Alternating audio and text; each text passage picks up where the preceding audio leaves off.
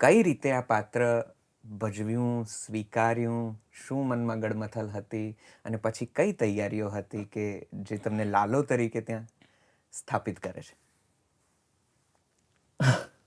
અંકિતે કીધું કે પહેલાં તો એવું હતું કે ખાલી એક કેરેક્ટર છે જે ઘરમાં ફસાય છે ને એક કેમેરો જોઈશે ને આપણે શૂટ કરવું છે, શૂટ કરી નાખીએ. કારણ કે અંદરથી બહુ એવું હતું, ઇન્ફ્લક્સ આવતું હતું ક્રિએટિવિટીનું, બહાર કાઢવું પડે એમ હતું, જેમાં હું હતો નહીં. એમાં કરણ ને બધા હતા કે એ કરી લેવાના હતા શૂટ.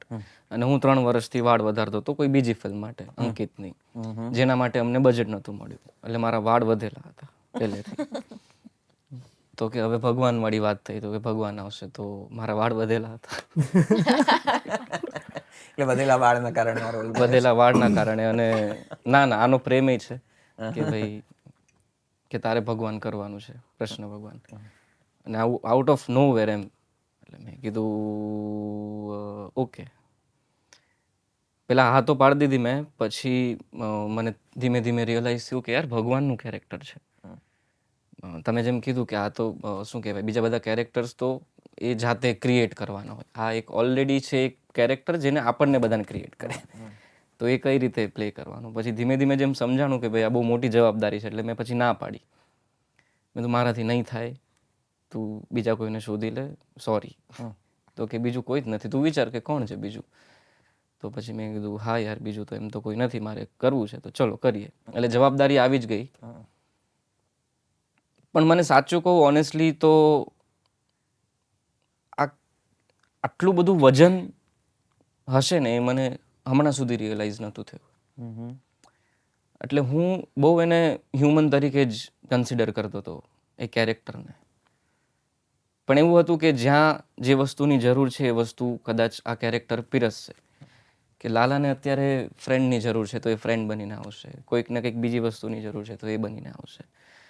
એટલે મેં, કારણ કે ફિલ્મમાં ભગવાન આવીને એવું કંઈ ચમત્કાર નથી કરતા, કાં તો એવું કંઈ છટા નથી બતાવતા કે જો હું ભગવાન છું. તમે કીધું કે ભગવાન છું એવું બોલે છે, તો એ બી બહુ પેલી રીતે બોલે છે કે હું ભગવાન છું, કે હું એવી રીતે બી નથી બોલતા એમ.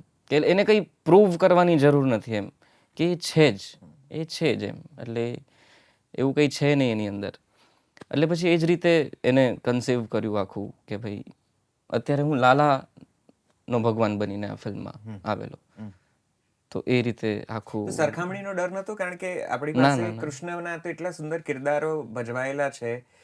એ નીતિશ ભારદ્વાજથી લઈને હમણાં ખૂબ પોપ્યુલર થયેલી મહાભારતના, નામ ભૂલું છું એમનું, સૌરભ જૈન, એ બધા એટલા બધા પોપ્યુલર કૃષ્ણ છે કે હમણાં રાધાકૃષ્ણ વાળી જે સિરિયલ હતી, સુમિત મુદગલકર, હા, આ બધા ખૂબ પોપ્યુલર કિરદારો છે જેને કૃષ્ણ તરીકે ખૂબ પ્રેમ મળેલો છે. તો તમને એવી ક્યાંય સરખામણી રહી કે આમાં સહેજ પણ કાચું કપાયું તો જે આનો પ્લસ પોઈન્ટ છે એ જ એનો માઇનસ પોઈન્ટ બનીને આ ફિલ્મને ડૂબાડી દેશે? મને એ ડર હતો. મેં ક્યારે આ જોયા નથી, આ મતલબ સિરિયલ એવી રીતે ફોલો નથી કરી. એટલે મને એટલે એ બહુ આવીને જતી રહી હોય કે મેં બહુ એને દિમાગમાં પેલું એની છાપ હતી જ નહીં પહેલેથી. પણ એ ડર હતો કે રિસ્પોન્સિબિલિટી બહુ જ ફીલ થતી હતી કે એક વસ્તુ ઉપર નીચે થઈ ગઈ તો કદાચ લોકોની જે લાગણી છે એ કદાચ અનઇન્ટેન્શનલી મારાથી હર્ટ ના થાય. કારણ કે આમાં તો કેવું છે, સહેજ વધારે સ્માઇલ થઈ જાય તો પણ ટ્રોલર્સ ને મજા પડી મને જાય, ઓછી સ્માઇલ થાય તોય એમને તો ડાયલોગ્સમાં મેઇન તો બીક હતી કે ભાઈ હું કદાચ એક વસ્તુ આડાવડી કદાચ બોલી ગયો તો મને એમ થાય કે ભાઈ આ કદાચ અલગ રીતે બહાર ના આવે એમ. એટલે એ રીતે હું બહુ કોન્શિયસ હતો કે ભાઈ એવું કંઈ રિસ્પોન્સિબલ ફીલ થતું હતું. પણ મેં તમને કીધું ને કે આનું જે આટલી બધી ઇમ્પેક્ટ છે એ કદાચ મને હમણાં રિયલાઇઝ થાય છે. મને ત્યારે શૂટ કરતા હતા ત્યારે આટલું હું એક્ટર તરીકે જે હતો સેટ પર. કેવા અનુભવ, કેવા પ્રતિભાવો મળ્યા લોકોનો? કોઈ રૂબરૂ પરિચય, કોઈ પ્રેમ, કોઈ મેસેજ? રોજ કંઈક ને કંઈક નવું થાય છે. પગે લાગે છે, મોટી ઉંમરના લોકો પગે લાગે છે. એટલે હું હજી પ્રોસેસ કરું છું કે આને હું કઈ રીતે લઉં, કારણ કે મને લેતા નથી આવડતું અને આવું પહેલી વાર થાય છે. એટલે હજી પ્રોસેસ જ કરું છું કે આને હું કઈ રીતે આને હું અંદર ઉતારું. તો એ ડર છે જે મેં રીવાને પૂછ્યો, જે એ પ્રશ્ન તમને પણ પૂછું છું, કે હવે પછી આવા પ્રકારના દૈવી પાત્રોના કેરેક્ટર્સ, પૌરાણિક પાત્રોના કેરેક્ટર્સ કે ભગવાનના પાત્રો તમને વધારે ઓફર થશે કે એવું કંઈ ના, એવી એવો કોઈ ચિંતા ડર કે નથી. એવી ના, કોઈ ના, ના, ના, ના. કારણ કે બીજી આગળ 1-2 ફિલ્મો આવવાની છે જેમાં બહુ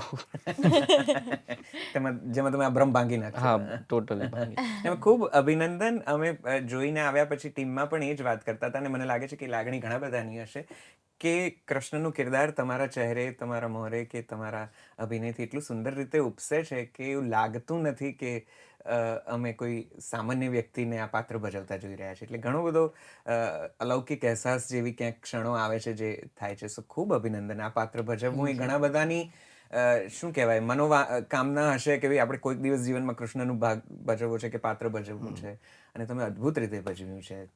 એટલે મને હવે અત્યારે જોઉં છું ને તો મને નથી રિયલાઇઝ થતું કે આ બધું મેં કઈ રીતે કર્યું છે. અમને આનંદ એ વાતનો છે કે ગુજરાતી ચલચિત્રોમાં કૃષ્ણનો એક ચહેરો ઉપસ્યો છે અને હવે પછી જ્યારે કદાચ એની કોઈ એવું વિચારશે તો ડેફિનેટલી એમને એવું થશે કે કાં તો સુરતને લઈ આવો અથવા સુરતથી ઉપર કોઈક કરી શકે એવાને લઈ આવો. એટલે you have definitely set a benchmark so far as this particular આ character is concerned. So many congratulations. ખૂબ અભિનંદન ભાઈ.